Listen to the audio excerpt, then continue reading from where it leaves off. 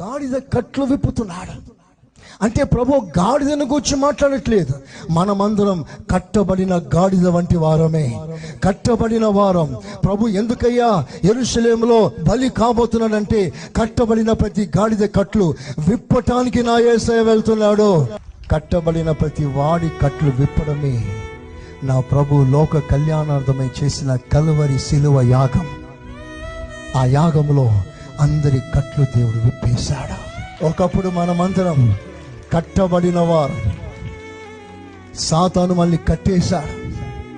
వాడు గీసిన గీతలో ఉన్నాం, వాడు మాట్లాడమన్న మాటలన్నీ మాట్లాడినాం, కంట్లో చూపించిన ప్రతి ఆశను నెరవేర్చాం, మనసులో రగులుతున్న ప్రతి కోరికను అనుభవించాం, కళ్ళు ఆశించినట్లుగా జీవించాం, నోరు ఆశించినట్లుగా మాట్లాడినాం, హద్దు పొద్దు లేకుండా ఎక్కడి వెళ్ళాలో వెళ్ళిపోయాం. ఎందుకంటే వాడు మనల్ని బంధించాడు.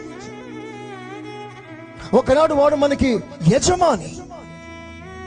అయితే యేసయ్య మన పాత యజమాని అయిన సాతాను చేతుల్లో బంధింపబడిన మనలను ఆయన కల్వరి శిలువల ద్వారా మన కట్లు విప్పేశాడు.